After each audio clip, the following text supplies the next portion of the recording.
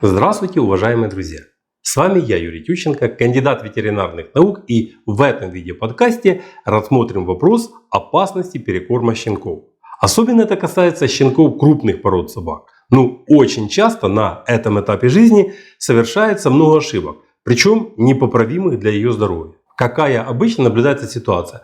Как только появляется щенок в доме, то новоиспеченные хозяева, души не чая в своем питомце, начинают свою собаку буквально закармливать. И один из самых популярных вопросов, которые я слышу часто в это время: доктор, а какие самые лучшие витамины я могу дать своему щенку? И на свой ответный вопрос: а зачем вам это надо? Слышу фразу: чтобы он был здоровым и лучше рос. И если первое желание я еще могу как-то понять, то второе никак. А зачем, чтобы он быстрее рос? Это что, свинья что ли или бройлер?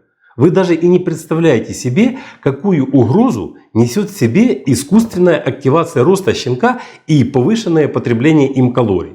Щенка перекармливать нельзя. Щенок должен получать столько калорий, сколько ему требуется согласно стандарту породы, и ничего стимулировать не надо. Но в жизни получается такая картина. Заботливый хозяин, который ничего не жалеет для своей собаки, идет в зоомагазин и покупает для своего щенка витамины и добавки, которые ему там посоветовали. А советуют ему там, как правило, очень много. Вы же понимаете, что продавец получает процент от продаж. И его задача убедить вас купить как можно больше. И по большому счету, причем тут здоровье вашей собаки. Поэтому советуют самые разные витамины и добавки, начиная от тех, у которых истекает срок годности, и заканчивая теми, на которые в данный момент начисляются бонусы продавцу. Но суть не в этом. Даже если при этом вам посоветуют и продадут что-то хорошее, я имею в виду хорошего качества, то в сочетании с повышенным количеством калорий это бомба замедленного действия.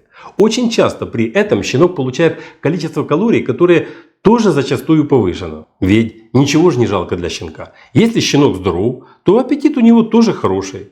Да, плюс еще и простимулированный витаминами щенок начинает расти как на дрожжах. Хозяин умиляется, радуется, что взял такие действенные добавки. Но в действительности это очень плохо. Особенно это плохо, подчеркиваю, для щенков крупных пород собак. Доказано, что имеется очень тесная связь между возникновением разных скелетно-мышечных заболеваний и чрезмерной калорийностью рациона.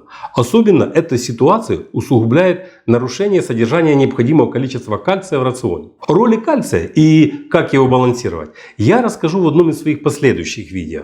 Да, щенок крупной породы, и это действительно правда, нуждается в более высокой калорийности рациона, чем взрослая собака. Но нельзя путать повышенные потребности и чрезмерное потребление. До определенного времени, чем больше щенок ест, тем быстрее он и растет.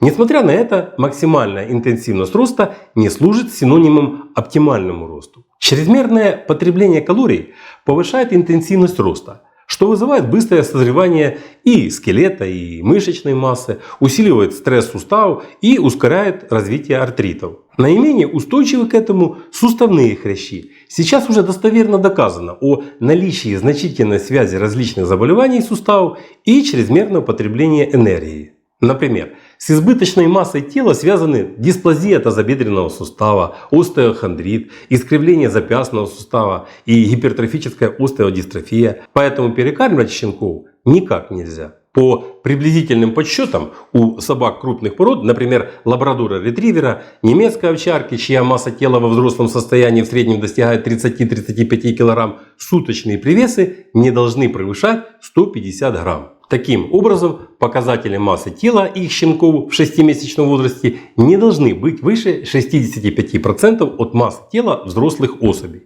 Установлены эти показатели и для щенков других пород. В среднем это колеблется на уровне 60% от массы тела взрослых особей породы. Поэтому, если вы не хотите, чтобы ваша собака на первом году жизни заработала дисплазию, остеохондрит и остеохондроз, следите за калорийностью рациона щенка и не перекармливайте его. На основании этой информации вы теперь увидели, что перекармливание щенков крупных пород собак это не просто ведет к ожирению, а к таким очень серьезным последствиям. Хотя и в ожирении я тоже не вижу ничего хорошего. Это далеко не безобидное состояние. Что влечет за собой ожирение, мы тоже рассмотрим в одном из наших последующих видео.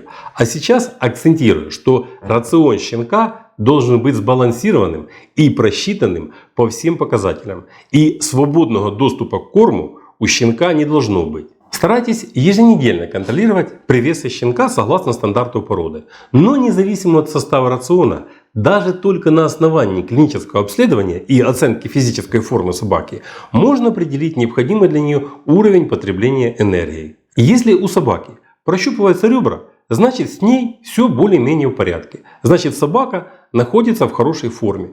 А не перекармливать щенка не так уже и сложно, особенно если сознательно не стремиться к этому, покупая щенку всяческие витамины и другие стимуляторы роста. А также нельзя допускать бесконтрольного доступа к корму. А пока всего вам доброго, здоровья вам и вашим любимцам, подписывайтесь на наш канал и до новых встреч!